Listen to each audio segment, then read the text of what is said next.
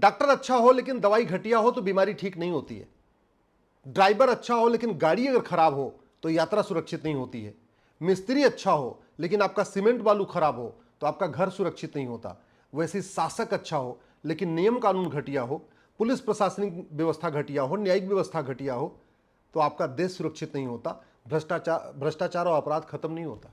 आप खुद देख लीजिए, घूसखोरी खत्म नहीं हो रही है, जमाखोरी खत्म नहीं हो रही है, मिलावटखोरी खत्म नहीं हो रही है, कमीशनखोरी खत्म नहीं हो रही है, नशा तस्करी नहीं रुक रही है, मानव तस्करी नहीं रुक रही है, अलगाववाद नहीं खत्म हो रहा है, कट्टरवाद नहीं खत्म हो रहा है, जिहाद नहीं खत्म हो रहा है, मजहबी उन्माद नहीं खत्म हो रहा है, धर्मांतरण नहीं खत्म हो रहा है, घुसपैठ नहीं खत्म हो रही, जनसंख्या विस्फोट नहीं रुक रहा है, अवैध निर्माण नहीं रुक रहा है, न थूकना रुक रहा है, न पेशाब करना रुक रहा है खान पान में, न खान पान को मिलावट करना रुक रहा है। कोई भी समस्या खत्म नहीं हो रही। जानते हैं क्यों? क्योंकि शासक तो बदल रहे हैं, सांसद बदल रहे हैं, विधायक बदल रहे हैं, कलेक्टर बदल रहे हैं, कप्तान बदल रहे हैं, मंत्री बदल रहे हैं, मुख्यमंत्री बदल रहे हैं, गृह मंत्री बदल रहे हैं, शिक्षा मंत्री बदल रहे हैं, सब बदल रहे हैं, लेकिन नियम कानून नहीं बदल रहा है। हम कहते हैं भारत स्वतंत्र है, स्वतंत्र, स्व मतलब अपना, तंत्र मतलब सिस्टम, यानी जितना सिस्टम होना चाहिए देश में वो सब अपना होना चाहिए।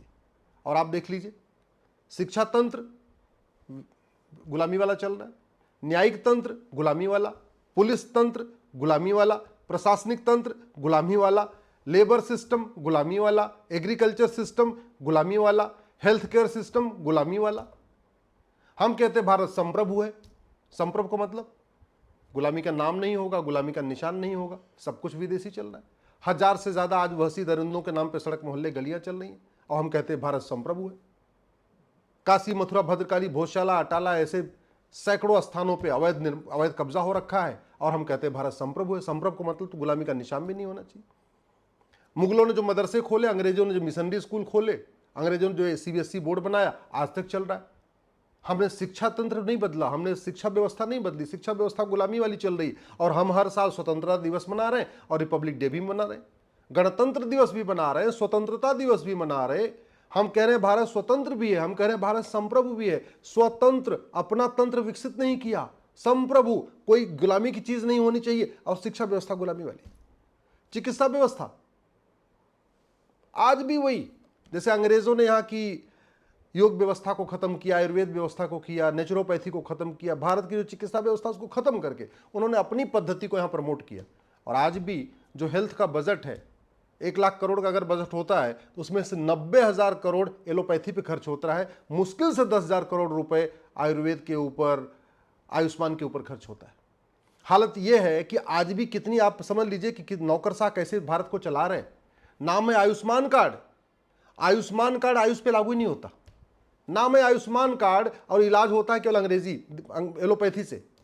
आप आयुष्मान कार्ड को यूज करके आप अपना योग चिकित्सा नहीं करा सकते, आप नेचुरोपैथी में अपना यूज नहीं कर सकते आयुष्मान कार्ड। ये सिस्टम चल रहा है। हम कहते हैं कि भारत संप्रभु हो गया है, भारत स्वतंत्र हो गया, वही गुलामी का इतिहास।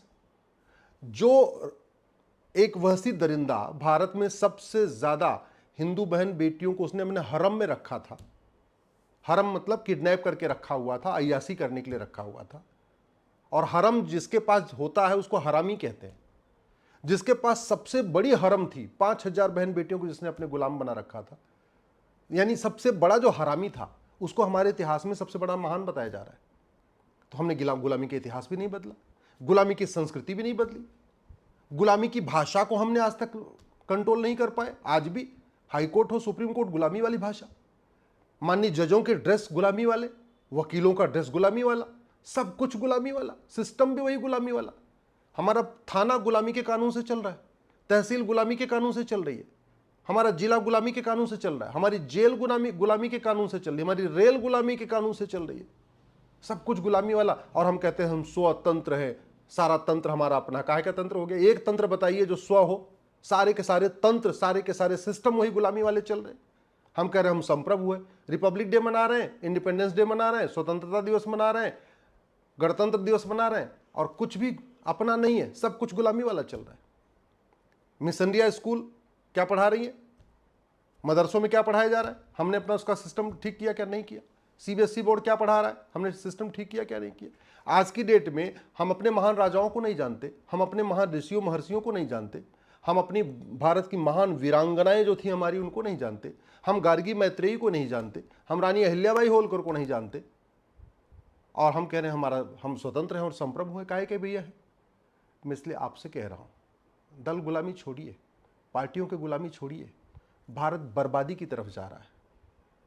जैसे जुलाई 1947 में सिंध वालों को, कराची वालों को नहीं पता था अगस्त में क्या होगा, दिसंबर 89 में कश्मीर वालों को नहीं पता था कि जनवरी 90 में क्या हो, 90 में क्या होगा, जुलाई 2024 में बांग्लादेश वालों को नहीं पता था कि अगस्त में क्या होगा, ऐसे आपको भी नहीं पता आने वाले 5 साल 10 साल के बाद क्या क्या होने वाला है।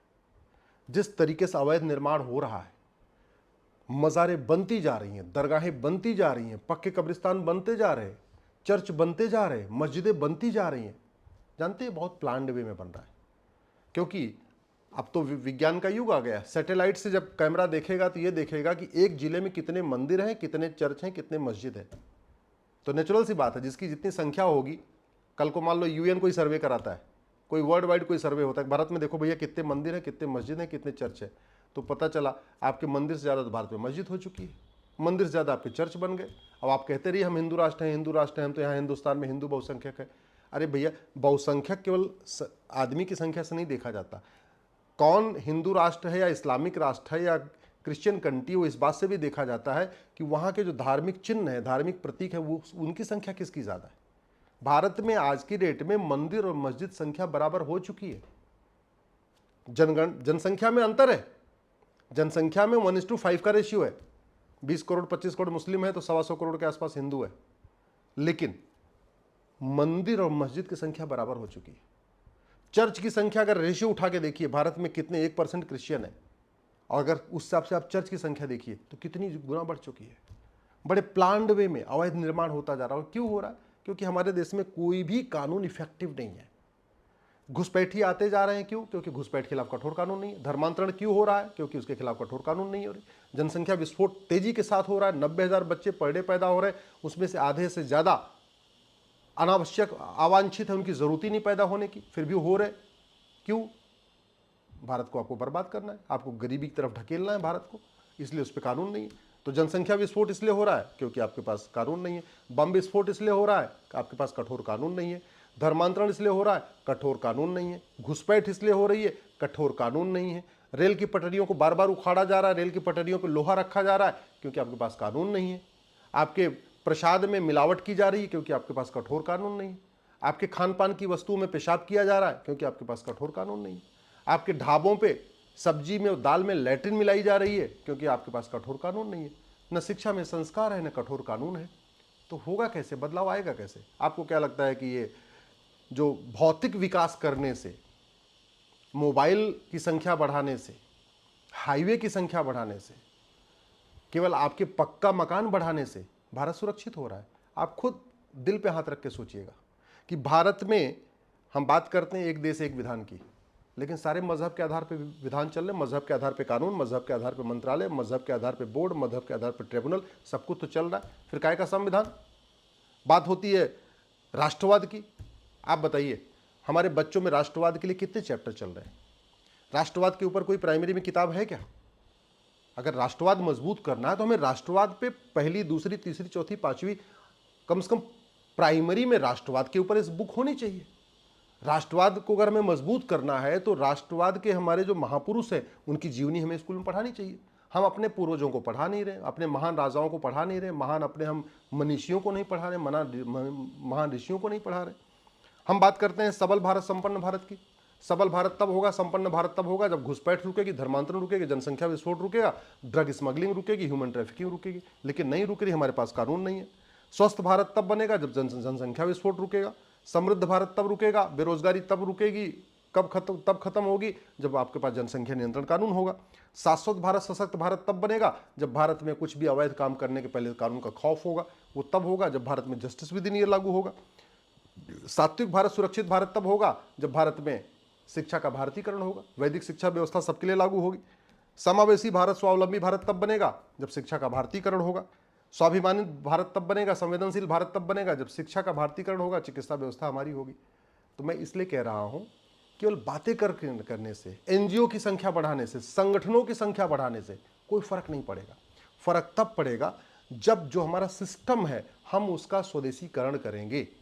जब तक हम विदेशी सिस्टम को यूज करेंगे तब तक कोई फर्क नहीं पड़ेगा। जब तक भारत में एक भी अंग्रेजी कानून है, एक भी कांग्रेसी कानून है, तब तक भारत को आप विश्वगुरु नहीं बना सकते। क्योंकि ना अंग्रेजों ने भारत को विश्वगुरु बनाने के लिए कोई नियम कानून बनाया, ना कांग्रेस ने भारत को विश्वगुरु बनाने के लिए कोई नियम कानून बनाया। अंग्रेजों ने भारत को बर्बाद करने के लिए कानून बनाया था, क्रिश्चियनिटी को प्रमोट करने के लिए बनाया था। मुगलों ने जितने नियम कानून बनाए, मदरसे बनाए, भारत को बर्बाद करने के लिए, इस्लाम को प्रमोट करने के लिए। और कांग्रेस ने जितने नियम कानून बनाए, या तो उन्होंने क्रिश्चियनिटी को प्रमोट करने के लिए बनाया, या तो इस्लाम को प्रमोट करने के लिए बनाया। सनातन धर्म के लिए तो बनाए नहीं। और सनातन धर्म के लिए हमने क्या किया?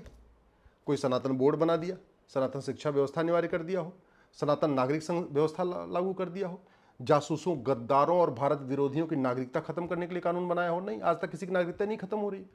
तो इसलिए जब तक कानून का खौफ नहीं होगा और जितना सिस्टम है इसका स्वदेशीकरण नहीं होगा, तब तक हम ये कुछ भी बातें करते रहें, लेकिन हम लगातार खतरों की तरफ बढ़ रहे हैं। हम उस तरफ बढ़ रहे हैं जैसे ही बंगाल, आज सिचुएशन बांग्लादेश में है या पाकिस्तान में है या अफगानिस्तान में है। और खतरा इसलिए भी ज़्यादा बढ़ चुका है कि 9 राज्यों में हिंदू पहले ख़त्म हो चुके हैं। 800 जिलों में से 200 जिलों में ख़त्म हो चुके हैं। 6000 तहसीलों में से 1500 तहसीलों में ख़त्म हो चुके हैं। बॉर्डर की 300 तहसीलों की डेमोग्राफी बदल चुकी है। भारत में जितने हाईवे हैं, जितने रेलवे हैं, सबके किनारे कब्जा हो रहा है। जितने कैंटोनमेंट एरिया हैं, आर्मी की छावनियां हैं, वहाँ पे घुसपैठिए बसाए जा रहे हैं।